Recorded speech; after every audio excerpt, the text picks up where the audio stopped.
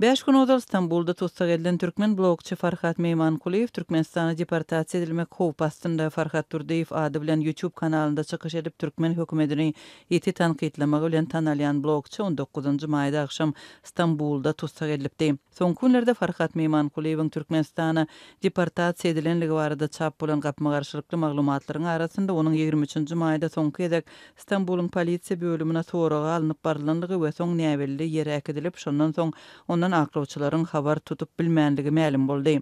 Blogeriň tutsak edilmeginden soňky ykbalyny ýakyndan ýerleýän daşary ýurtdaky Türkmen opozisiýasynyň wekili Murat Gurbanow blogeriň 23-nji maýda polisiýa bölüminden deportasiýa edilmek üçin alınıp gidilenligini Azatlyk radiosyna habar berdi.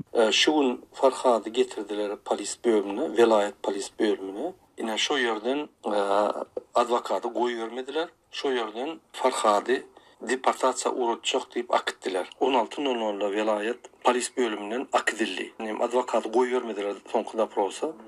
Daşynda durmaly boldy. Ýanky kabinete girmen. Ondan şunu 16'da şo akidip otyr deportasiya diýip onu ya da aeroportda ya da Tuzla akidip diýip aýtdylar. Indi biz barladyk 2 reis bar eken şu gün akşam 20:30'da Turkiýe linia ertirem ýerden yani Türkmenski linia var ekeni.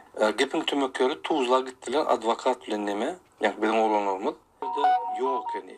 Näder aeroporta gittiler. Yani niverleyen bolsa gider ol. Hökümetler iki arasında yani öz aragatına çıktık. Yani şertnamasynyň esasına bulor iýerýärler. Türkiýe kanuny bozup buraya hareket edýän şokda advokatam. Birinji edek görýän şol ýaly. Häzir aeroporta baryp şo ýerde o isnäde çekoýat. Diýip Murat Gurbanow 23-nji maýda Giýişlik Azatlyk radiosyna gurrun berdi. Azatlyk radiosy bu maglumatlary häzirlikçe resmi taýdan tasdiklap bilmedi. Gurbanow Farhat Turdiýewiň Türkmenistana alınıp gidilmegine çynlyky howpyň bardygyny aýtdy we Türkmenistanda onuň janyny uly howpyň awanýanlygyna aladalanma bildirdi. Düýbi Birleşen Ştatlar derleşýän adam hukuklaryny goraýjy Human Rights Watch guramasy Türkmen blogeriniň Türkmenistana uğradylan ýagdaýynda onuň uly howp astyna düşjekdigine aladalanma bildirýär. Guramanyň wekili Rachel Denver Azatlyk radiosu bilen söhbetdeşlikde şeýle diýdi.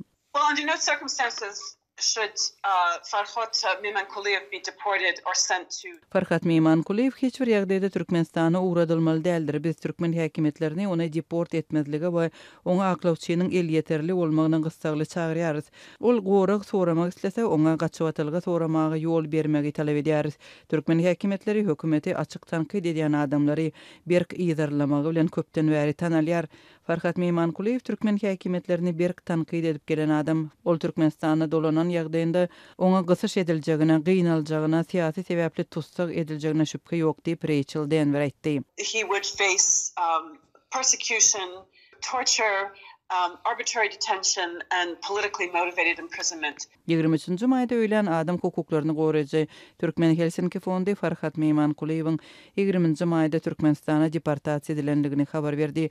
Çeşmämiziň habaryna görä 19-njy maý anyny gün akşam Türk polisiýasy tarapyndan tutsak edilen Farhat Meymankuliyew 20-nji maýda şenbe güni Türkmenistana deportasiýa edildi. Yerli aklawçy aktivistlere muny Türkiýanyň bütöw kompýuter ulgamynda görmek bolýar. Oňa tutsak edilenler barada ähli maglumatlar girdilýär diýdi. Şol gün İstanbuldan Aşgabat'a 2 reis amallaşyldy. Türkmen howa ýollarynyň ýolagçy uçary saat 17:40-da we 20:30-da bir Türk howa ýollarynyň uçary diýilip Türkmen Helsinki fondunyň habarynda aýdyldy. Mundan öň Türkmen News online neşri bloger Farhat Meymankuliyewiň Türkmenistana deportasiýa edilen bolmagynyň ähtimallygy barada maglumat çap etdi.